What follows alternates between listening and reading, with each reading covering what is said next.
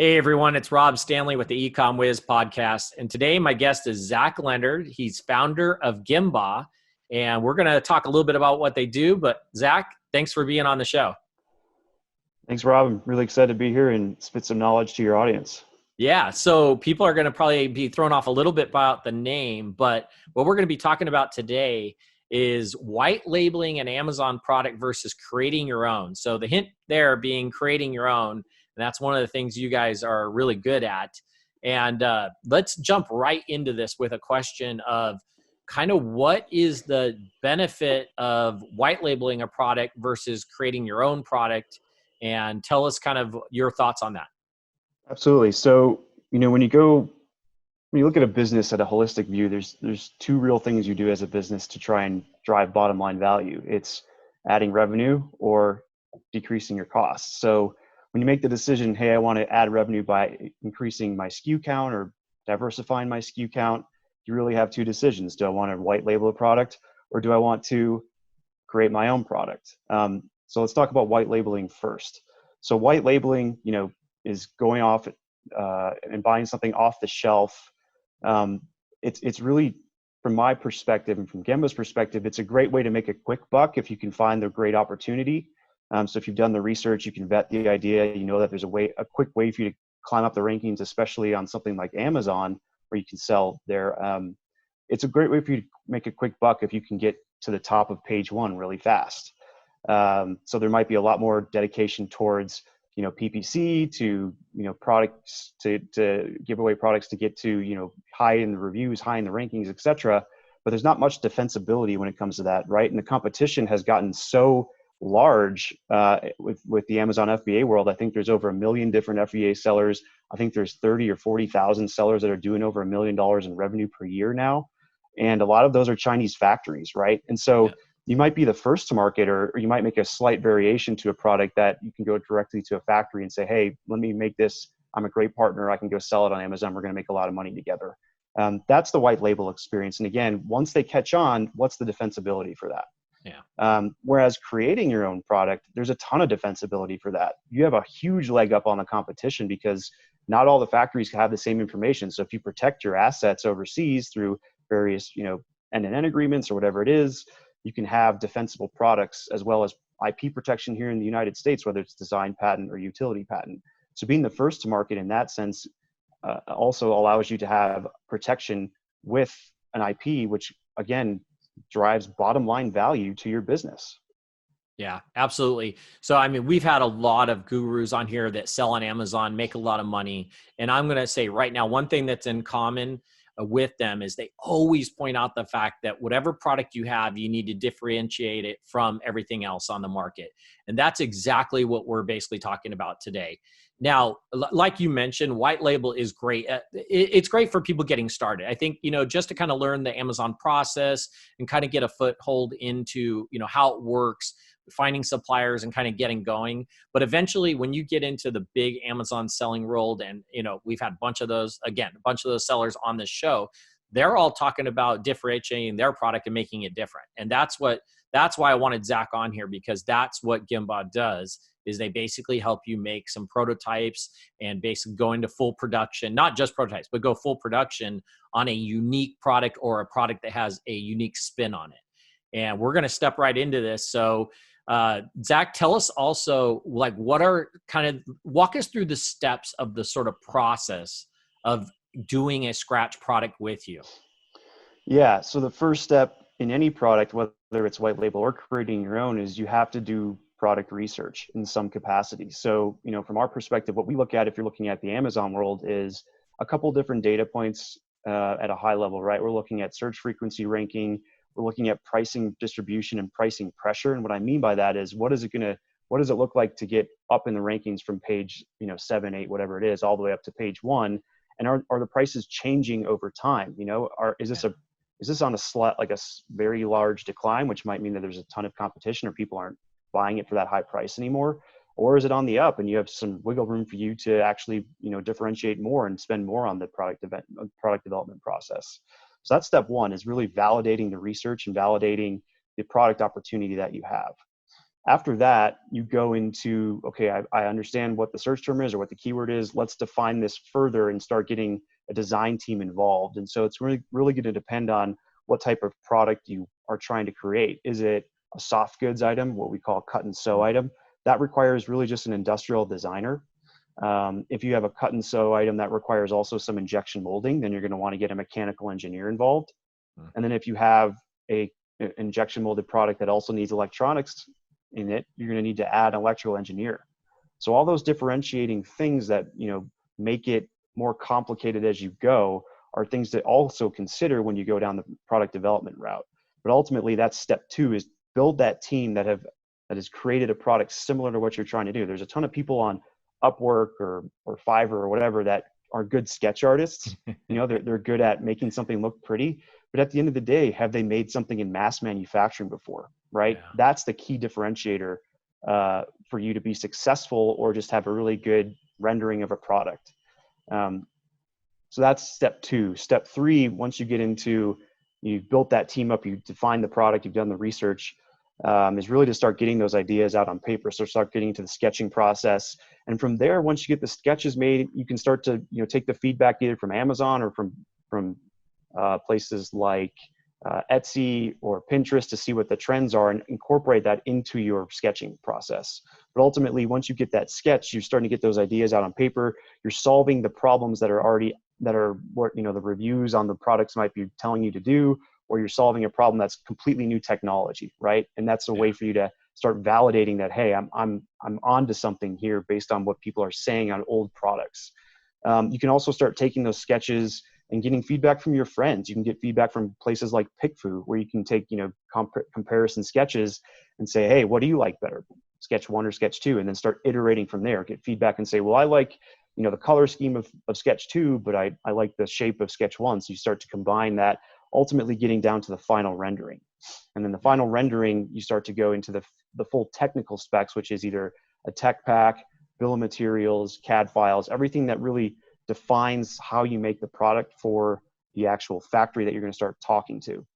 And I always use this analogy of building a house. People try and circumvent this process or try and go cheap on this process and maybe just go directly to the factory and say, hey, I want to make this product, but I want to make X, Y, and Z changes to it. Well, that's like going to a home builder and say, I want to build a 3-story house with 2 beds and 2 bathrooms and a gym. Go figure it out for me. There's going to be totally different interpretations of what you want and what the factory wants. So getting those completely defined on paper, like a blueprint for a house, define those on paper and then go to the factory and talk to them. It's going to save you a ton of time in the sampling process. It's going to get you more accurate price quoting. And then also that defined blueprint is what you can go turn over to an IP attorney and say, hey, I want to patent this, whether it's something that's completely unique and that can be a utility patent, get a provisional patent, or it's, hey, I just want to protect the look and feel of this, which is the design patent. And those are, again, 2 different routes you can go for protecting this asset that you've created. Yeah. And just to be clear, so when we were talking about like a mechanical engineer or somebody that will basically kind of get you like a sketch. You have that in-house, correct? Yeah, absolutely. We have a team of designers and engineers that have worked at places like Under Armour and Weber Grills, have worked on chips that go into Boeing, airplanes, have worked on products like the Tickle Me Elmo. So a vast variety, a vast variety of talent that has worked and brought products to mass market before. And I think that's the key differentiator by just going to like an Upwork or something and getting a good sketch artist. Like you can do that, but you're gonna pay for it in the end when you get to the manufacturing process. Yeah, I mean, if there's somebody right now listening to this podcast, they're possibly, they're sitting in the car, they're sitting at home, and they're listening to us, and they're like, I got this really cool idea, but I just don't know how to get it from my head to a paper. First of all, I'm going to recommend don't go to like an Upwork or a Fiverr or something like that. You're giving away your information without protecting yourself, if you're asking this person to do it. I would, and correct me if I'm wrong, Zach, but basically, I'm sure you've had people got a hold of you and they're just like, they have this idea in your head and they need your help to transfer it onto a piece of paper that basically shows what it looks like. And yeah, it might take some extra work to get there, but I mean, you've had that, right? Absolutely. I mean, that's a mass part of what we do, right? Yeah. Is try and give, this creative spirit that humans are innately, built to do. We're creators at the end of the day. We try and enable that creative spirit by working with entrepreneurs, working with small businesses, working with even some large businesses, and creating those products and getting those ideas on paper, and then ultimately made into the DFM, which is designed for manufacturing specs, so that you can go have really good conversations with factories and not get stuck in that sampling or price quoting limbo where it's like, the factory doesn't want to work with you because you keep changing things and you're going through the sampling process over and over again. Just becomes kind of this like, oh, why did I even do this in the first place experiment? When in reality, if you have help, you have experts along the way, you can make a lot of money. I mean, the return on investment can be pretty large. Oh, Um, absolutely. yeah, And I mean, it's having, unique, right? And it's a of unique course, product. of Yeah. course, exactly. And you get to Um, protect it. I mean, there's a lot there. But I was scrolling through the website and I was reading a bunch of information about what you guys do, and I'm just actually amazed at what you guys do, and it sounds so cool. And I saw this little note. It said something to the effect of like, give us an example of a scrawling on a napkin to produce your product. So Zach, I got to ask you, have you guys had something similar to that where somebody scrawled something on a napkin, sent it to you or got it to you guys, and you went all the way from that scrawl on a napkin to a full produced product? Give us an example if you can, or you don't have to give all the details, but has that happened, and yeah, yeah, what of was it course. about? I mean, we're right now in the final phases of bringing that product to market. But yeah, I mean, the guy, one of our customers came to us with, not a maybe not on a napkin, but a piece of paper and just a sketch of this and said, hey, this is what I'm trying to do. And then he had notes all over the place saying like, I want this functionality. It needs to do this. Like, here are the color scheme I want. Then ultimately you turn it over to that team. Again, this was an electrical product, so we needed to have an industrial designer, mechanical engineer, electrical engineer. So again, taking that sketch and then assembling that team, so you can say, okay, I need to program some stuff on the electronics. Like, a sketch is not going to tell you how to do that. Yeah. But ultimately, at the end of the day, what you're trying to get to is a product that can be sold in the mass market. And so we're really excited about this product that's coming out because we think it's going to be some game-changing technology in the energy efficiency space. So Cool. that for us is really exciting. Very cool. That's a Yeah. great space. Now, what about the other thing I was thinking of when we were talking is like NDAs. So if I send you this picture of this napkin or whatever, is that one of the first things we're going to do is grab an NDA? Because I obviously want to be able to, make sure that, hey, I got this great idea, and hopefully, by me giving you this information, that I'm kind of protecting myself with a non-disclosure agreement. Absolutely. I think, if you have any IP of any sorts, you should always be protecting it because that's your value, right? That's your value to your business is the IP, especially in the product world. So yeah, I mean, the first step whenever you talk with us is we sign an NDA, and then all of the collateral that we create for you is your IP. I mean, we don't take any fees or we don't take any percentages of the product. From a royalty perspective, we don't do that. Ultimately, what we're trying to do is get products launched with you, right? So we kind of think of ourselves as your VP of product development or VP of supply chain, in that we're going to help you along the way, put you together with a team of experts from design all the way through sourcing, all the way through production management, and then be able to give you, pointers and tips along the way to say, hey, like, this is what you should be doing, or here's some considerations that you need to have, and then ultimately guiding you through that process. Because product development can be very complicated. If you haven't done it before, it can be cumbersome, and it's better to have a team that's experts at doing it than to have, trying going at it yourself, because it can be a long and expensive process if you don't do it right. Yeah, absolutely. And I'm glad you brought up kind of the whole cost factor. And I'm sure that people are listening and kind of thinking about, well, how expensive is it? How much does it cost? And, before you kind of give us a general idea of that, just remember that if I go to Zach and I'm like, let's build a brand new cell phone, and versus, hey, I got this idea for a new hinge, right? Like on a cabinet, right? I mean, it's Right. probably going to be a big gap difference, but just in general, kind of go over like the cost of doing something like this, Sure. or what am I kind of expecting? Yeah, so I'll actually make it real for you. I'll go through a full product that went through Okay. research all the way through production with us. It was almost a year and a half ago that we got the first, hey, I need you guys to research this market for a massage gun. Obviously, those are very popular products, right? Yeah. So a year and a half ago, before the pricing pressure got insane and everyone started buying them, they came to us and said, hey, can you do some research on this and let us know, what is out there? What's the pricing look like? Where do we need to position ourselves in order to do well? So we did a bunch of research. We looked at the factories, what is already out there. We looked at some data points on, like I said, search frequency ranking, price distribution, pricing pressure, keywords like they could bid on, all these different things that would ultimately build the ecosystem of what it takes to launch as well as compete in the massage gun market. What we found is that although the pricing was continually going down, there was still a need for a premium product out there because a lot of them were going for the bottom where not a lot of people are going for the top. And so what we did was we looked at creating a product that had better speeds, so multiple speeds, better battery length. So most of these were lasting like 2 to 3 hours. We created one that lasted between 4 and 6 hours, depending on the speed. Nice. Keeping the volume lower, so we used a different motor that had a lighter sound to it, but also had the same velocity that you needed to do the job. And then also created a custom carrying case along with that, with the attachment that could go into that carrying case. And so they spent a few $1,000s on that research. And then the design part of it was probably the most expensive part, which was somewhere around the $8,000 range to do that. And then they started placing purchase orders, and for us to manage that, we take a percentage of the POs. But what you get with that is for us to go and do all the quality control, testing, compliance measures, and then ultimately get it into your warehouse. For them, they sell it on Amazon, and also they sell it on their e-commerce website. So they spent around $14,000. It took us 118 days to get it from concept to that research into their warehouse. And they're now selling it. I mean, I think it's, from my understanding, it's a 7-figure product.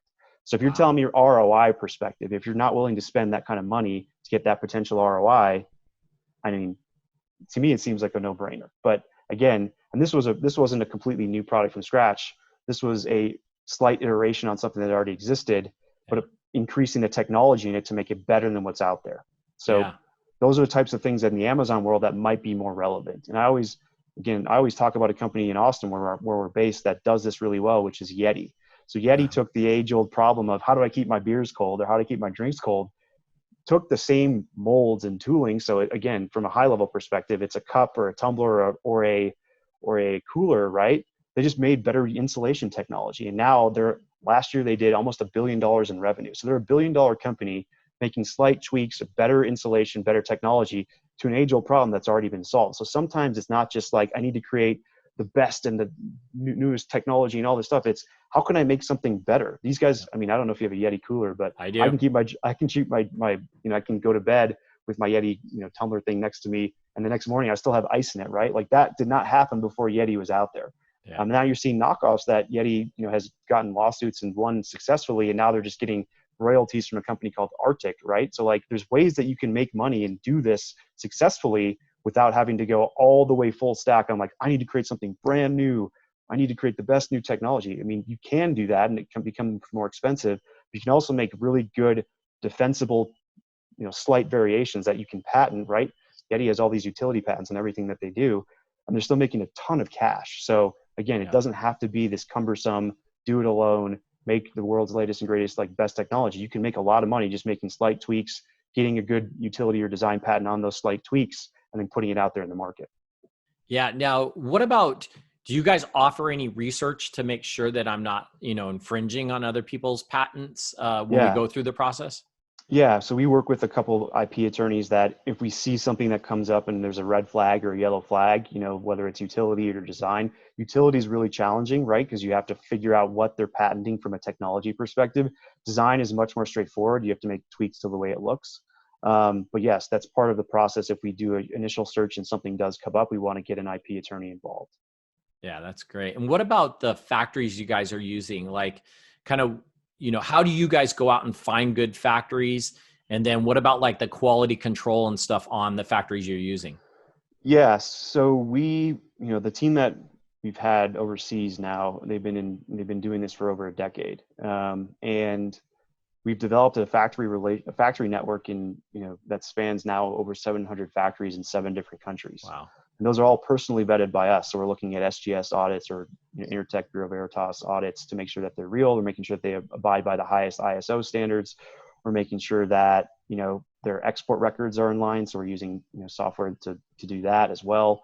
So we have our kind of secret sauce that we do. And then we also go visit the factories if it gets to that point where we want to go see, I'm sure everyone on this podcast or everyone that even you personally have, you've gone to China, you said a bunch of times, you've probably vetted a factory and they say they can do something. You show up and no one's in the factory, or you show up and, you said, I want to make a cup and they're making shoes, right?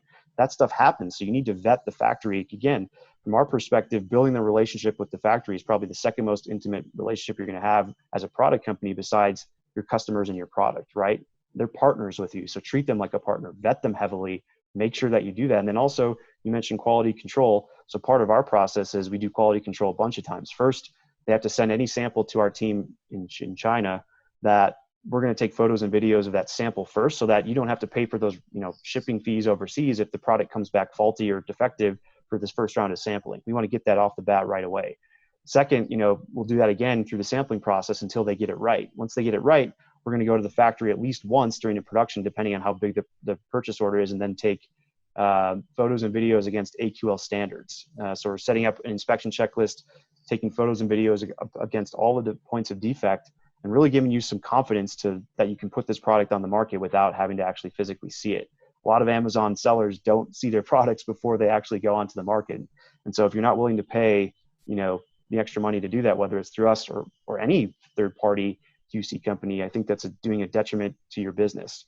I've had high-level customers on the Amazon front say that the impact of a low star review is about $500 per low star. Mm-hmm. That's the cost of doing a QC. It's actually more expensive than doing like the cheapest QC in China or Vietnam or whatever. Yeah. So in my opinion, that's something that needs to be implemented into any supply chain, regardless of the size of your company. Do a QC.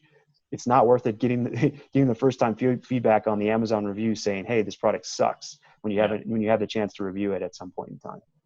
Yeah, you're absolutely right. I mean, Zach's covering everything. We've had some big Amazon sellers on the podcast, and everything you're saying is right in line with what they've said. Factory inspections, beforehand, during, after, before shipment. What about logistics wise? Are you guys helping with logistics also to get it to my country, in this case being the United States? Yeah, absolutely.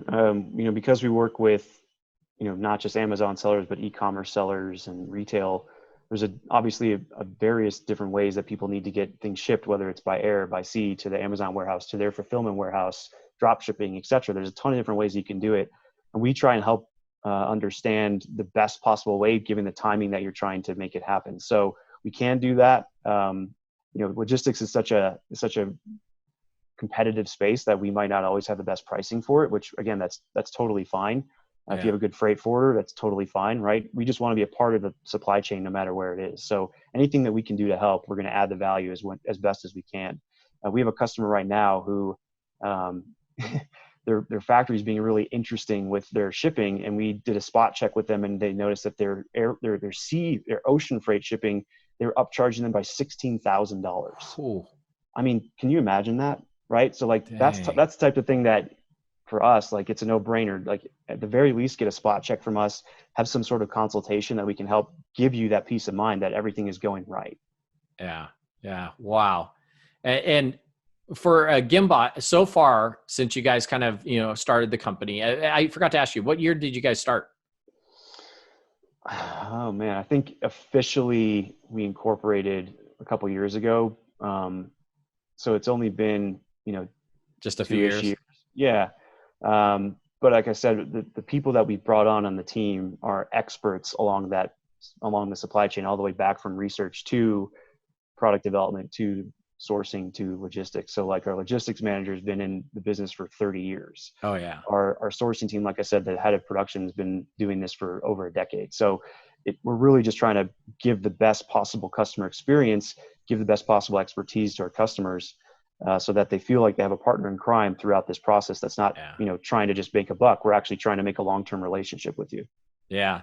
And how many products do you think you guys have basically, I'm going to kind of say produce, but, helped everybody in the pipeline? Yeah. Since you guys started. Yeah. I mean, I'd have to go look at the numbers for this year, but I know last year we did like over 150, and I think this year we've already surpassed that. So wow, it's a lot.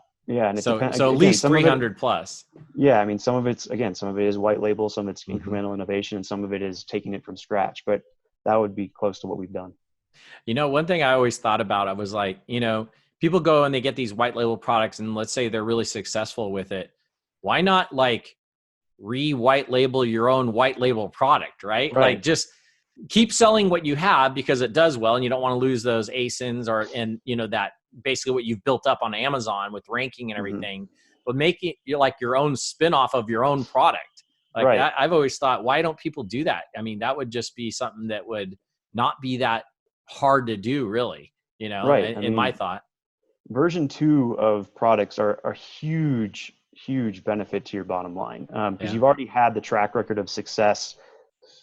Your product may have been white labeled first, but you are so intimately knowledgeable with your first product or the hero product that you'll know what needs to be done for version two, and you'll know how to make it better. And you Yeah. also have kind of that back pocket of, hey, I kind of know where this pricing comes in. I know what I can make from margin perspective.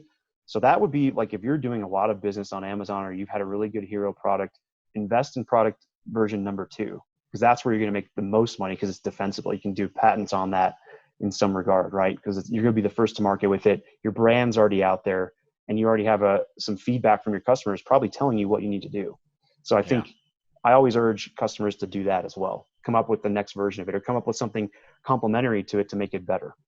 Absolutely. Absolutely. So where kind of do you see Gembah going? Like what's going to keep you guys kind of setting yourself apart from there's a little bit of other competition out there. There's not a ton that I know of because I've done some research, but what are you guys going to kind of doing to keep yourself, different than some of the other businesses that do what you guys do?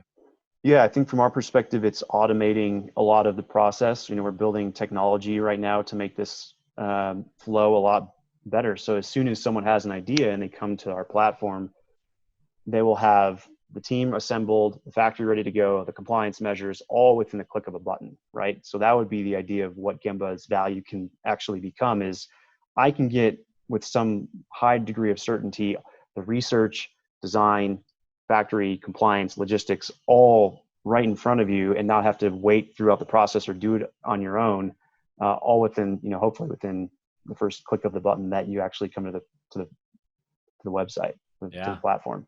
That's awesome. So Gembah, Gembah. How did you come up with that name? So it's actually a theory within Kaizen manufacturing. They go on Gembah walks, which is value walks, or the place where the value is created on the manufacturing floor. So there's this theory where manufacturers would take time away from the actual full production and go on these walks and find hey, is this machine ready to do what it's supposed to do? Or are these people functioning correctly? And then they come back and find ways to make more operational efficiency. And then in Chinese, Gembah means let's do this. So I think the combination of the two is really what we're striving to do, is Oh, provide the value and then just make sure things are pushing forward. And you can have a successful launch and continued success with your product. that's awesome. And tell everybody, Zach, what did you do before you started Gembah? I was mostly, finance and operations background. I was the head of strategy at a same day logistics company. I was a team lead at a company called Instacart. I was like on the ground floor of Instacart.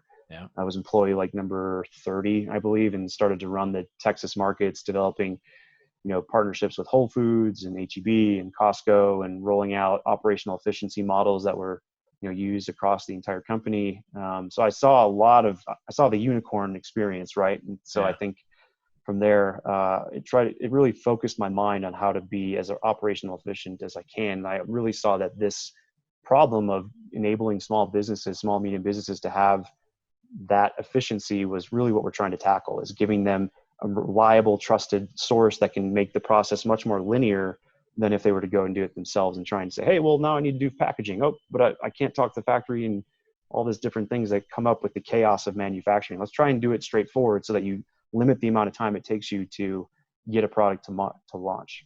Yeah. But what was the aha moment that you were just like, I'm going to quit this great job and go start my own company? I think it was just interest, right? I Yeah. think I did a bunch of research, and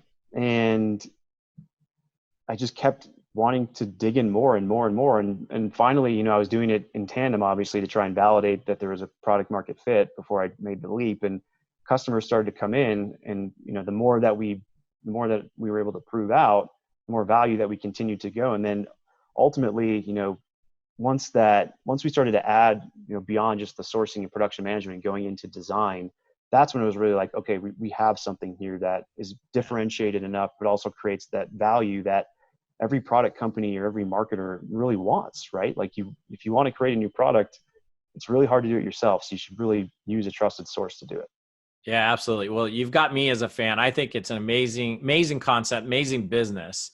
And I mean, if I scribble something on a napkin, I know who to send it to now. So I got to give you one quick story. I remember as a teenager, I worked on, in high school, I rebuilt a '66 Mustang. Okay. And That's during awesome. that time, this was in the late '80s, but during that time, I remember I was like sitting there with my dad, and we were checking like air pressure and stuff. And I was like, man, there's got to be a way you could do this air pressure digitally, where you just plug it on there. This was before they came up with that idea of just, you could stick on this device that would basically electronically or digitally tell you what the air pressure was in your tire. And of course, this is also pre having the chip inside the tire. But Right. man, I wish I had done something with that idea and tried to, like, you know, protect it, because yeah, it blew up to like this crazy idea. But anyways, that's just a little funny story about my whole concept of coming up with a cool idea that I probably would have made billions with. But so License that anyways, out to every car company in the world. Yeah, that probably exactly. would have made you a pretty penny. Yeah, for sure. For sure. Well, Zach, tell everybody, like, how do they get a hold of you guys? Go over the website, any Facebook groups or anything like that. And make sure you spell out the name of the company for Gembah when you give the website. Absolutely. So, yeah, the easiest way, we have a form that you can fill out, and it's www.gembah.com. That's GEMBAH.com. Also, you can email info@gembah.com, and we'll get in touch with you and help you on your next product journey. It's the stuff that we love to do, and it's exciting. So any questions that we can help give you consultative advice on whether you should go down the route of white labeling, private labeling, whatever you want to do, creating a product from scratch, we're here to help. There you go. Everybody listening who's got that crazy idea, scribble it down, or take your own product and start thinking about version 2.0. Send it over to Gembah and get Zach to help you guys out. Zach, I really appreciate you being on the Ecom Wiz podcast. Thanks so much. Please subscribe to our YouTube channel, and for more information, please visit feedbackwiz.com.